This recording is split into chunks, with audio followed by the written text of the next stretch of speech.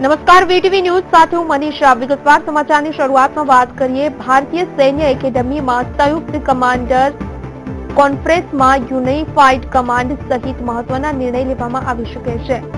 કોન્ફરન્સમાં પ્રધાનમંત્રી નરેન્દ્ર મોદી, રક્ષા મંત્રી મનોહર પારીકર, રાષ્ટ્રીય સુરક્ષા સલાહકાર અજીત ડોભાલ સહિત ત્રણેય સેનાના પ્રમુખ અને કમાન્ડર પણ સામેલ હશે। પીએમ મોદીની અધ્યક્ષતામાં આ કોન્ફરન્સ થઈ રહી છે।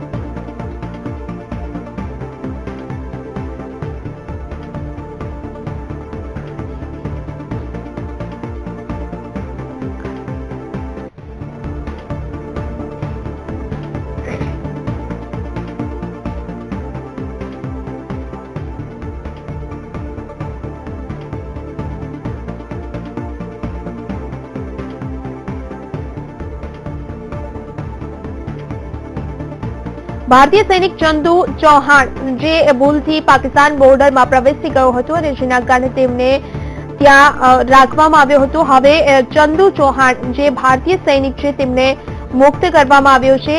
ભૂલથી સીમા પાર ચંદુ ચૌહાણ ચાલ્યા ગયા હતા પાકિસ્તાનમાં।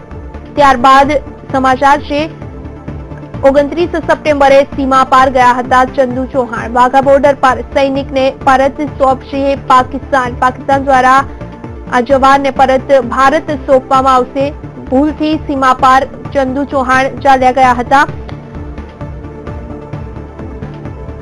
29 સપ્ટેમ્બરના દિવસે તેઓ પાકિસ્તાનની સરહદ પાર જતા રહ્યા હતા પાકિસ્તાન વિસ્તારમાં અને જેના કારણે જ્યારથી લઈ અત્યાર સુધી તેમના પરિવારજનો પણ ચિંતિત હતા। 4 દિવસથી તેમને છોડાવવાની કોશિશ ચાલી રહી હતી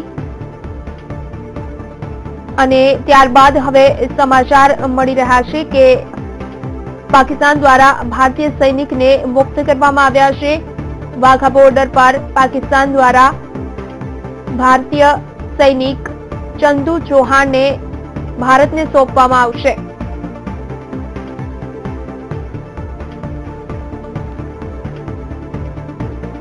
મહત્વનું છે, આપણે ફરી એક વખત બતાવી દઈએ।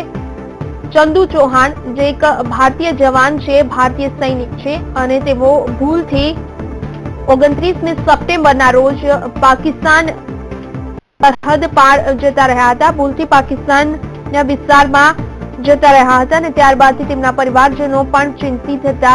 પરંતુ હવે જે રીતે સમાચાર મળી રહ્યા છે પાકિસ્તાન તરફથી ચંદુ ચૌહાણ જે ભારતીય જવાન છે, ભારતીય સૈનિક છે અને તેમને મુક્ત કરવામાં આવ્યા છે। હવે વાઘા બોર્ડર પર પાકિસ્તાન દ્વારા આ ભારતીય જવાનને ભારતને સોંપવામાં આવશે। 29 સપ્ટેમ્બરે સીમા પાર ચંદુ ચૌહાણ જતા રહ્યા હતા અને ત્યારથી તેઓ પાકિસ્તાનમાં હતા।